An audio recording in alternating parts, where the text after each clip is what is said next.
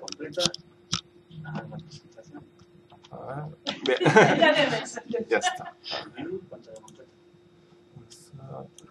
Gracias. Bueno, pues empezamos. Como os ha dicho Lorenzo, he tenido el honor, el privilegio, la enorme alegría de participar en diferentes seminarios y en contribuir a la puesta en marcha de esto. ¿Y por qué me metí yo en este lío cuando los conocí por una noticia en el Ibérico?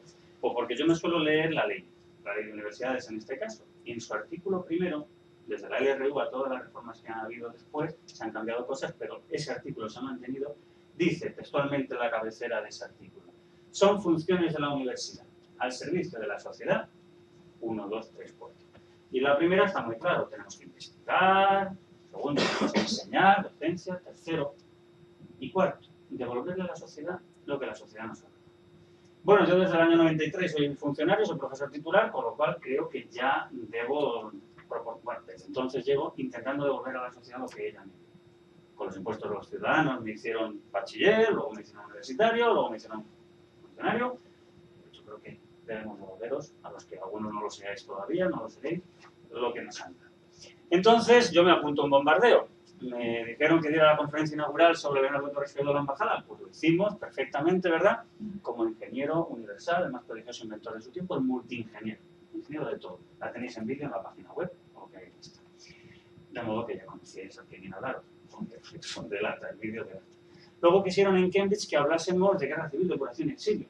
Y lo hicimos, y nadie se enfadó. Pues si se enfadaron, disimularon mucho. El tema es delicadísimo, pero no pasa nada, ¿verdad? Lo hicimos. Y bien, y tanto le gustó que quisieron que el jueves pasado la repitiéramos en inglés. Yo no me repito. Muy polémico, habéis visto el resumen, probablemente, he dicho, este tío va a cabrear a todo el mundo. Bueno, pues al final nos quedamos todos a cenar, ¿verdad? Bueno, quedamos bastante bien. Porque siempre tratamos el final. ¿Cómo acababa lo del jueves? Y reconciliación. Cada cual puede tener su ideología, cada cual puede ser lo que sea, pero esta no es una sociedad política. La realidad es muy compleja, decíamos, arriba, abajo, derecha, izquierda, aquí, allí, eso es Barrio Sésamo. No es la realidad. Entonces, la realidad compleja tenemos que tratarla con cuidado.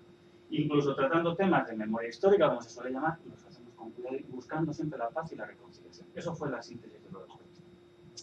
Cuando nos conocimos, Nuria y demás, pues me pidieron que hablara sobre la presencia de científicos en el Reino Unido durante 3 siglos.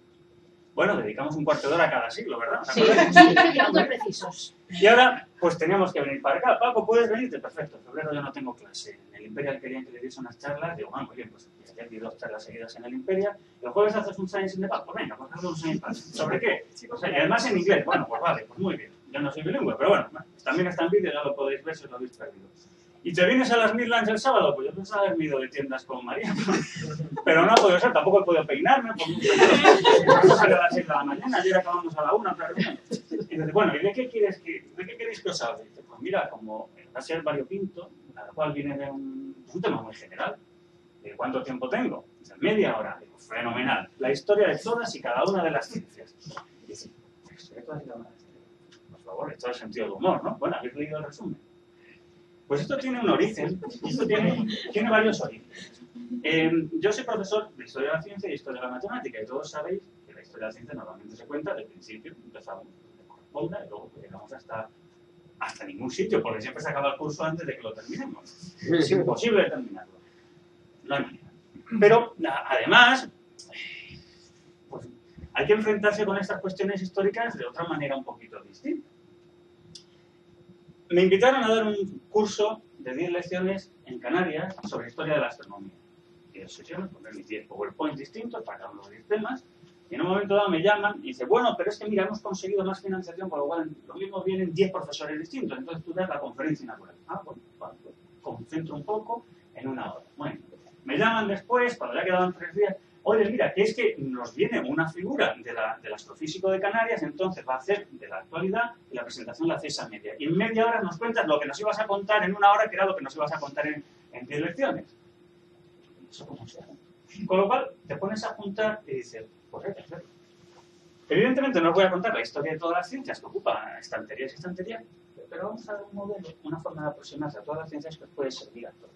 Y no solo para la ciencia, sino cuando tenéis que presentar un informe, una conferencia, y os encontréis con el mismo problema. ¿De qué les hablo? Si quiero empezar y no voy a terminar, el moderador me va a estar avisando, pasando el papelito, dando una patadita que quedan 5 minutos y esto no se termina, ¿no? Entonces, de eso es lo que va bueno, el resumen ya lo habéis visto y, bueno, pues estaréis esperando a ver si somos obedientes a ese resumen, ¿no? Bueno, a modo de prólogo. Por ejemplo, yo he elegido un tema, el de la astronomía, porque me dijeron que no había ninguno, y entonces, ¿para qué os voy a hablar de historia de la química, de historia de la... y eso ya os queda a vosotros porque la idea es exactamente la misma. Sí voy a hablar un poco de biología por provocar. Bueno, si queremos hablar de la historia de la astronomía, lo usual es empezar por el principio. Entonces, claro, te vas a las cuevas de Lascaux, donde alguien dice que toda esa sucesión de puntos, que son 30, más este ciclo aquí, pues podría representar una luna que no está, una luna nueva, esperando que llegue, y entonces el vacío en ese periodo de 29 días y medio, ¿no? Que lo encontramos también en las cuevas del Castillo. Perfectos conjuntos de 30 puntos con distintos loops que pueden significar por las distintas fases de la luna. Maravilloso, nos vamos a las construcciones megalíticas y vemos la orientación que tienen, orientado hacia el equinoccio, por donde está el sol en el momento del equinoccio, el solsticio. Bueno, si nos vamos al prototípico, pues tenemos un observatorio astronómico maravilloso en Stonehenge, solo faltaba, que todos conocéis. Claro, y no hemos pasado todavía a las grandes civilizaciones de la antigüedad. Cogemos las tablillas en barro mesopotámicas, asirias o neobabilónicas o babilónicas, las que sean, y nos encontramos que recogen referencias a fenómenos a veces mezclados entre lo atmosférico y lo astronómico. Y si nos vamos a Egipto, pues también. Y bueno, ya si entramos en el mundo de los griegos, nos entusiasmamos. Cogemos la teogonía de Hesíodo, las luchas entre los dioses, las creaciones del mundo. Es que esto es para entusiasmarse, ¿cómo no? Cogemos Homero, la Ilíada, la Odisea, y también encontramos referencias astronómicas que nos están entusiasmando. ¿Qué diríamos que son astronómicas? Bueno, y llegamos al primer científico, llamémosle así, del que no sabemos nada, pero alguien dice, Heródoto dice que fue el que predijo por primera vez un eclipse, el que calculó las pirámides, la altura de la pirámide solo estudiando la sombra que proyectaban en Egipto, etcétera, etcétera, etcétera. Claro, porque ¿cómo? Hay que empezar por algún sitio, pues empiezan por donde hay que empezar. Ahora los pitagóricos, que no sabemos si existió Pitágoras, no sabemos si fue una secta, si fueron los pitagóricos, si fue una secta matemática, si fue... No sabemos mucho, pero sí sabemos que después Aristóteles y otros nos contaban cómo Filolao de Crotona pues, tuvo un sistema, fue el primero que propuso un sistema para el universo, que se concentraba en el sistema solar, claro, con una tierra, una antitierra, o como otro, después, otro pitagórico, Heráclides Póntico, bueno, pues ya pensó, mirando a los cielos, que ese sistema debía tener, por supuesto, la Tierra en el centro, solo faltaba, porque cuando nosotros nos sentamos por la mañana, antes de que amanezca, a ver qué pasa, y no hacemos nada más que tomar el sol, vemos que estamos quietos, y el sol sale, nosotros quietos, nos tenemos una cervecita, nosotros estamos quietos, y el sol se va. Luego, evidentemente, lo que se mueve es el sol. Solo faltaba. Entonces, como lo que se mueve es el Sol, la Tierra está en el centro, si investigamos un poco, pues podemos comprobar que hay dos planetas tan cerca del Sol que quizá, aunque todo gira alrededor de la Tierra, pues a esos dos planetas no giran alrededor de la Tierra, sino alrededor del Sol. Bueno, eso es lo que decía Heráclides Póntico. Os estáis entusiasmando, pero el moderador me va a decir que quedan 5 minutos de la media hora que tengo y no he llegado a Kepler. Y mira tú, hasta Kepler, desde Filolao, lo que queda. Evidentemente, este sistema no funciona. Así no funciona. Y cuando queréis hacer una presentación, así no acabáis. ¿No? ¿Queréis un trabajo? Pues no lo vais a conseguir. Hay que hacerlo de otra manera, evidentemente. ¿Y si lo hacemos al revés? Entonces, por provocar, aunque no es mi campo, me voy a meter con la biología. Como que aquí habrá biólogos, pues bueno, a cabrearse un poquito. Pero no os cantéis, esto es por provocar. ¿Puedo estar en serio o no? Eso ya vais a verlo. ¿Y por dónde empezamos? Pues por un final. Vamos a buscar un final a algo. Y entonces el final podemos situarlo en principio de otras muchas cosas. Claro, por ejemplo, el origen de las especies. La explicación hasta el siglo XIX estaba bien clara. Hay un libro maravilloso que nos lo aclaraba perfectamente, que se llama el libro del Génesis, con el que empieza la Biblia. Y la vida nace como nace y se crea como se crea. Y no hay que discutirlo. Claro, hasta que don Charles Darwin pues, escribe el origen de las especies. Y aunque no menciona nuestra especie, lo que está detrás, lo que subyace es nuestra especie. Evidentemente, el origen de las especies que hacen que lo que dice el libro de Génesis, interpretado literalmente, y el origen de las especies, interpretado literalmente, pues entran en conflicto. Claro, hoy no hay ningún problema. Bueno, ¿y el conflicto dónde está? Si nuestra especie viene de otra especie anterior, efectivamente Adán y Eva no pudieron existir. Eso está claro. No han podido existir. Y si Adán y Eva no han podido existir, y no os enfadéis por lo que yo digo, que estoy hablando de interpretaciones literales y estoy provocando para que penséis, no pudieron cometer el pecado original. Y si no cometieron el pecado original, no hacía falta que Dios Padre mandase a su Hijo a morir en la cruz y en ese martirio redimirnos del pecado original, porque no ha habido pecado original. Está aquí representado, con Adán y Eva saliendo del limbo en el que estaban, del vientre de María. Esto está en la National Gallery de Londres. La figura de Jesús, de acuerdo con una interpretación literal del Génesis y una interpretación literal del origen de las especies, es innecesaria. Para explicar el origen de la vida no hace falta. Madre, la que se armó en 1859 y posteriores. Esto es final de algo y es principio de algo. Si no hace falta la figura de un ser superior para estudiar los fenómenos de la vida, aquí hay una novedad radical. Cuando hablamos de la revolución científica y decimos que empieza pues con Galileo o antes con Copérnico, en biología, ¿cuándo termina? ¿Cuándo de verdad hay una revolución científica en biología? Pues yo creo que esto es significativamente una biología. Entonces empezamos para atrás.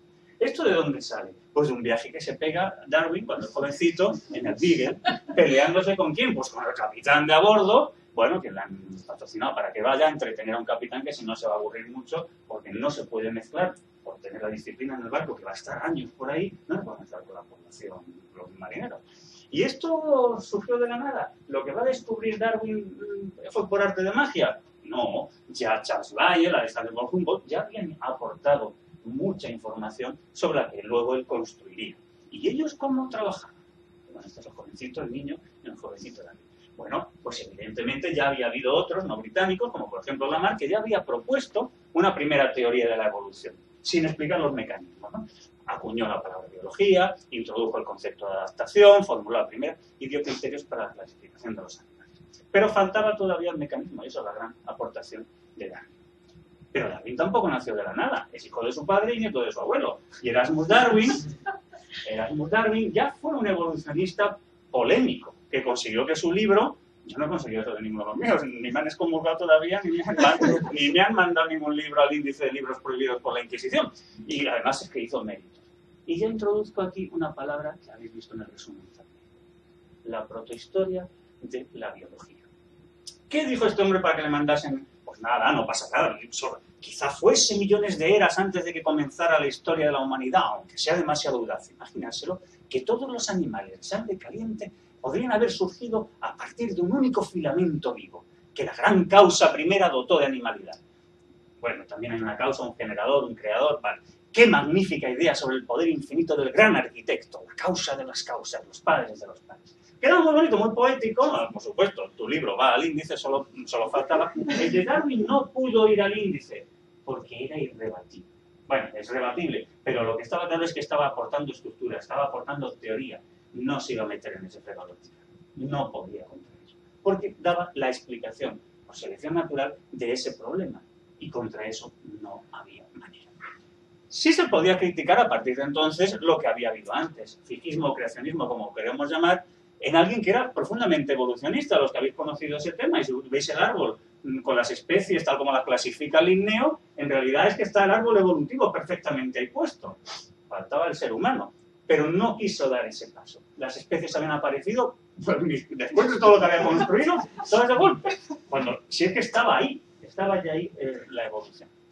Bueno, ¿y cómo, desde qué momento se han podido? Porque al fin y al cabo todas estas cosas tienen cierta característica como de ciencia, ¿no? Nos suena a ciencia, nos parece científico.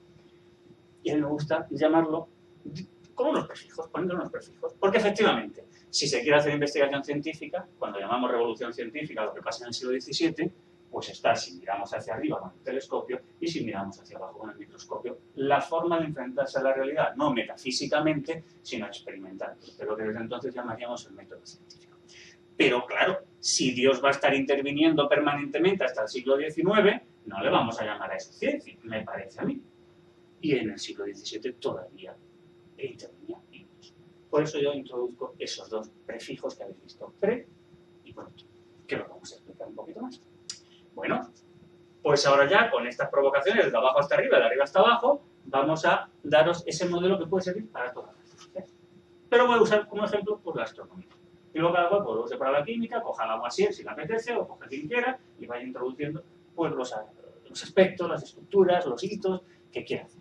Y esa palabra hito es una cosa que debéis recordar. Si tenemos que organizar lo que sea, una ciencia, una exposición de un tema, tenemos que buscar unos cortes que nos permitan hacer capítulos, cortes temporales o cortes conceptuales que nos permitan hacer cortes subapartados, apartados.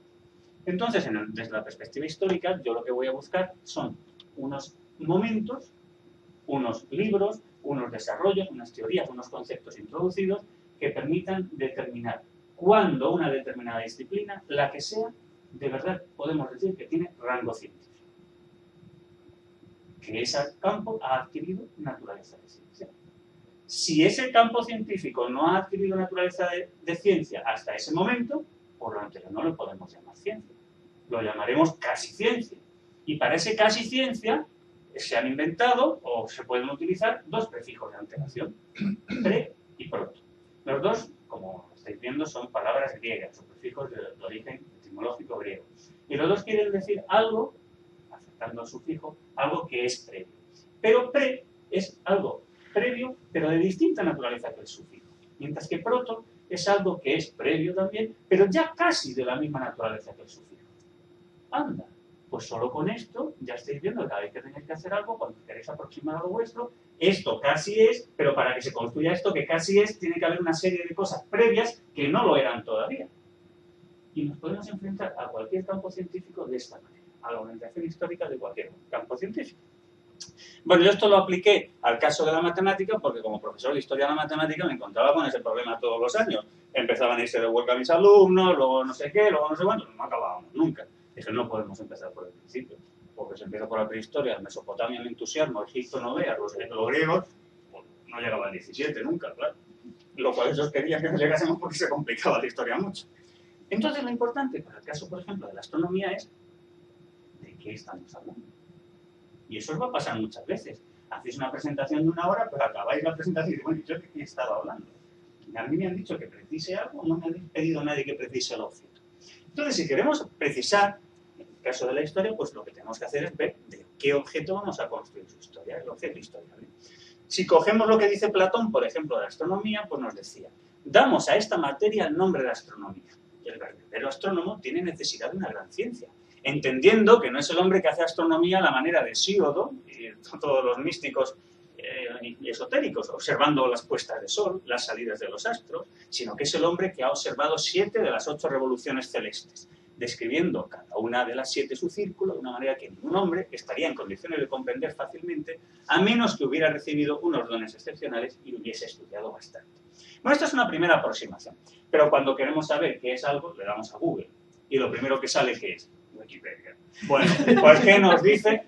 No es la Biblia, entiendas en qué sentido digo que no es la Biblia, pero bueno, nos ayuda un poquito, ¿no? Bueno, pues ¿qué es la astronomía de acuerdo con Wikipedia? De griego, etimológicamente, la ley de las estrellas. Bueno, eso está muy bien, ley científica. Bueno, es la ciencia que se ocupa del estudio de los cuerpos celestes, sus movimientos, los fenómenos ligados a ellos, su registro, y la investigación de su origen a partir de la información que llega de ellos a través de la radiación electromagnética o de cualquier otro medio. Ah, bueno, pues ya sabemos de qué vamos a hablar.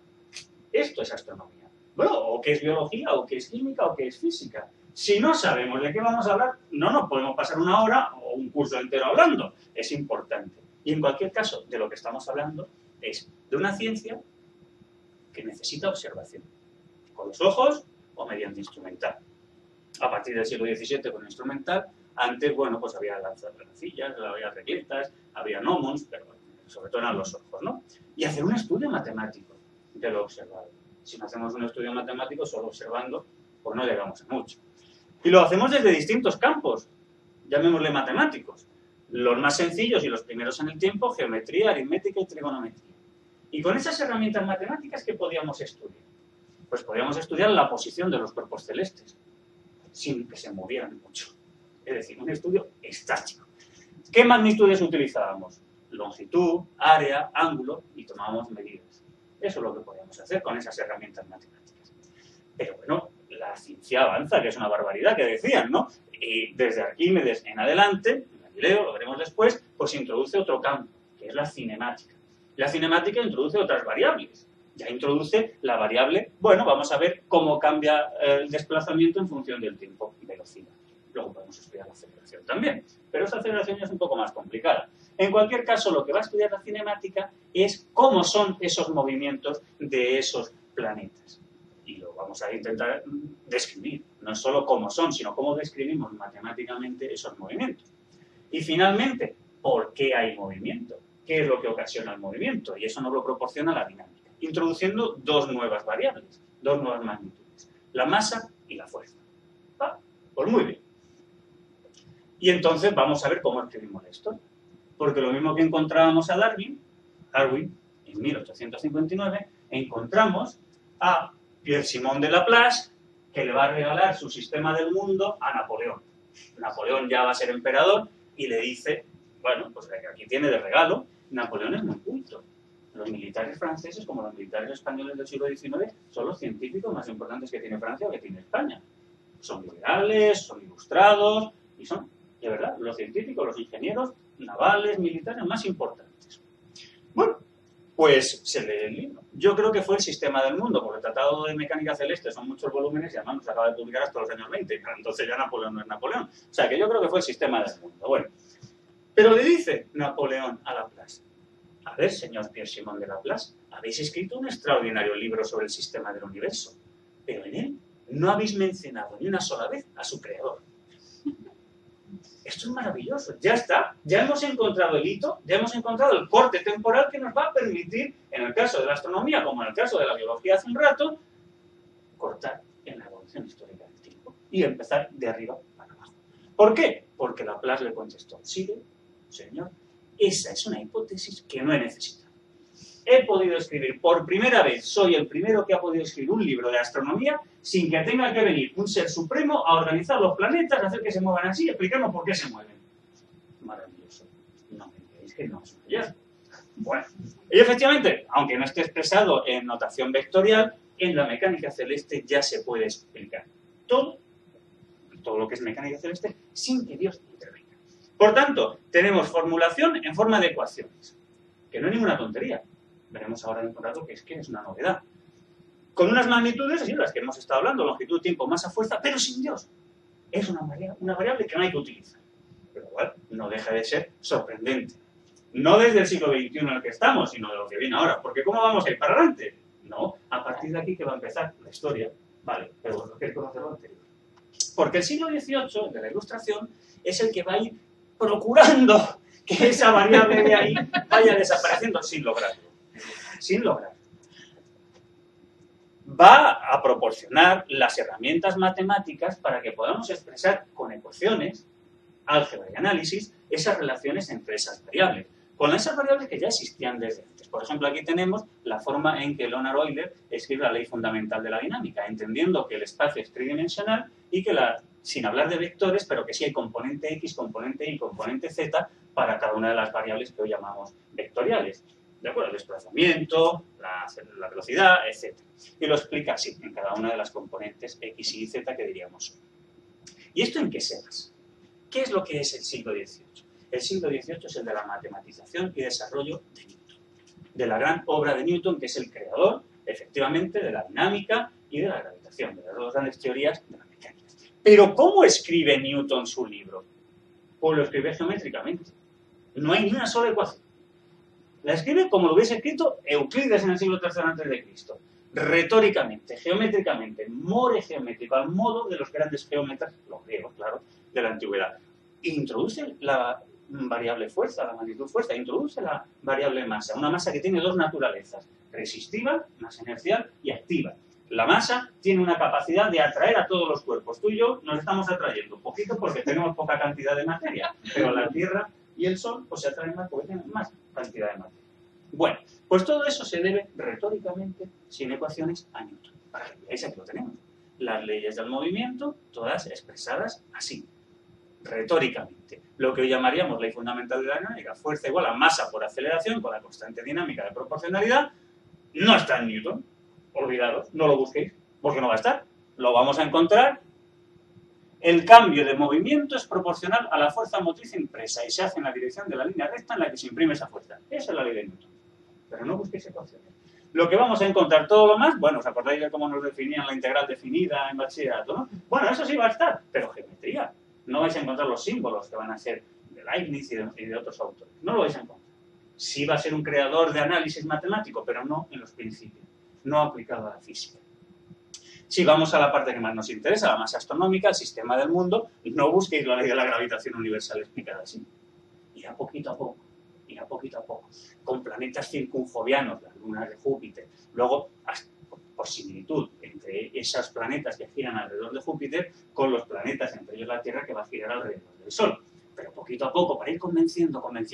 Este libro tampoco iría ni y es el más blasfemo de casi todos. Pero luego, por si acaso, se cuida y ahora lo veremos cómo. Y efectivamente, retórico. Pero es que Dios sí está en los principios, y está mucho.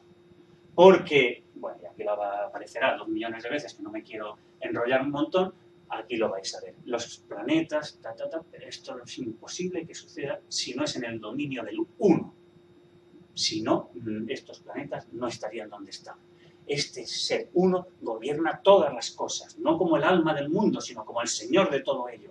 El God, supremo God, el God de Israel, el God de los gods, el Lord de los lords.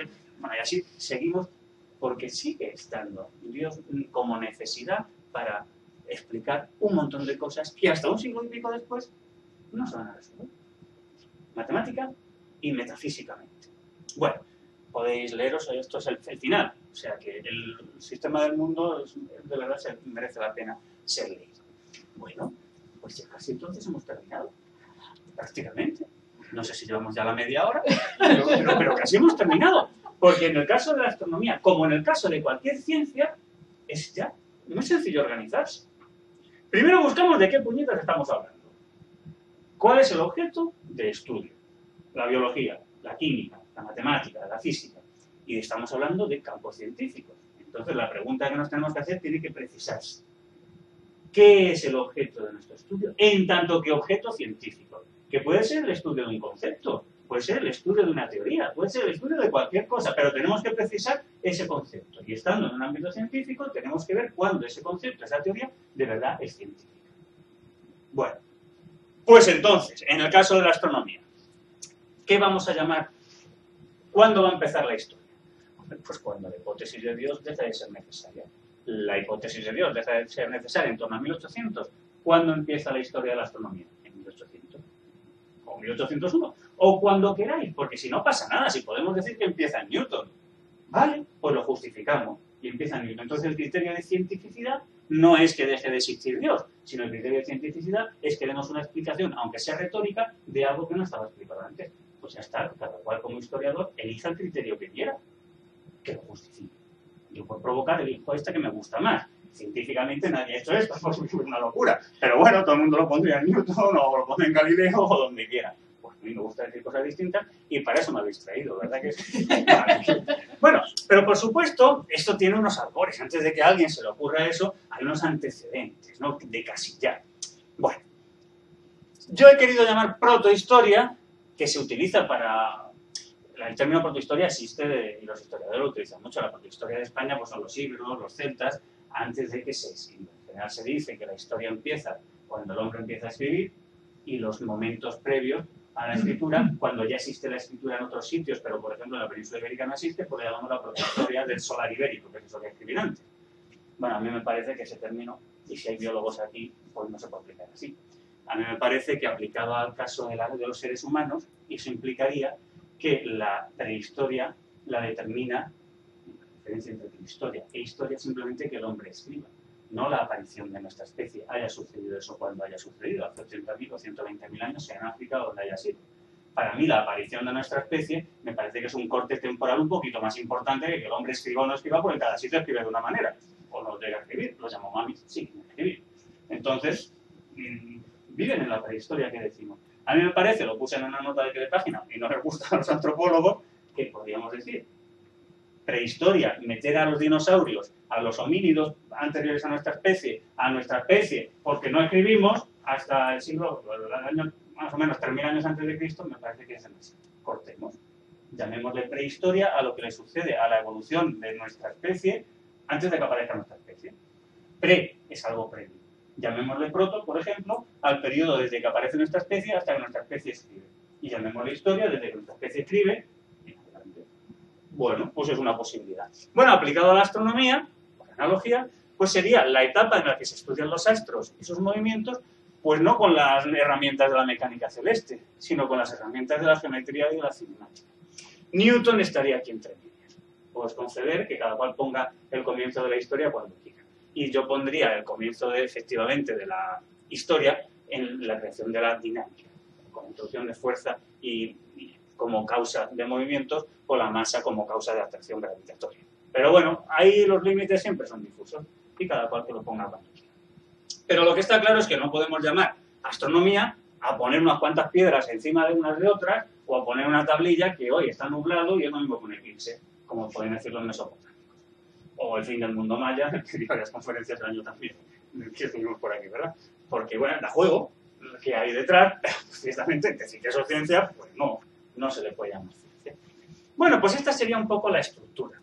Por supuesto, ahora ya sí, pues decimos, vale, podemos introducir en nuestra historia a todos los personajes que nos interesan.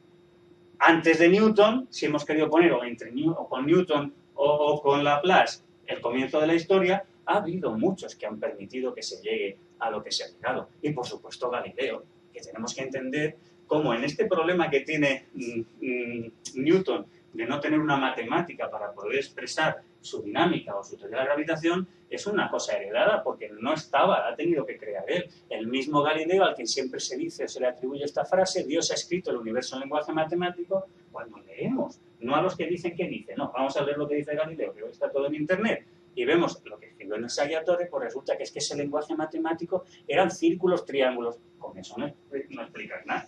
Con esa matemática no vas a explicar nada. Pues si ese es el lenguaje de Dios, madre mía.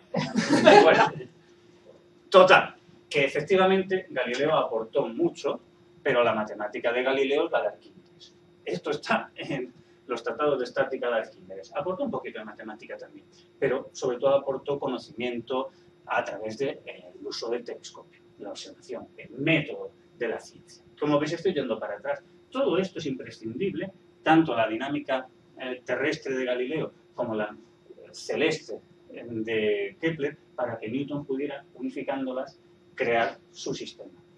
Y Newton es capital para que con la matematización del siglo XVIII pues pudiera construir, sin esa hipótesis que ya no voy a repetir su nombre porque ya la habéis oído muchas veces, Laplace, su mecánica celeste.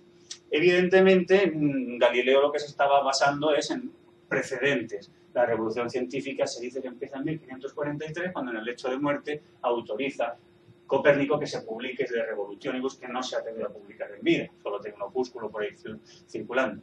Y llegados a este punto, decir, bueno, pues ahora ¿qué podemos hacer? Ahora nos puedes contar la historia de la astronomía o de lo que quieras. Entonces empezamos. Venga, vamos a empezar. Vamos a empezar por la prehistoria. Y entonces Alexander Marshak, no os voy a someter a tortura, porque os prometí explicaros la historia de todas las ciencias en media hora y no, ya se ha terminado. Colorín colorado, mi presentación se ha acabado.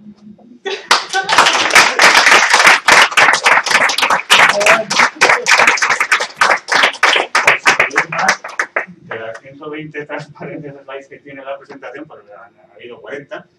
Y aquí ahora yo puedo estar hablando de toda la historia de la astronomía durante 10 horas, si queréis. Pero bueno, yo creo que era esto lo que tenía. Sí, perfecto. Además, on time, o sea que muy bien. Ah, perdón, claro, sí. No, pensé que queríamos constituirnos. También.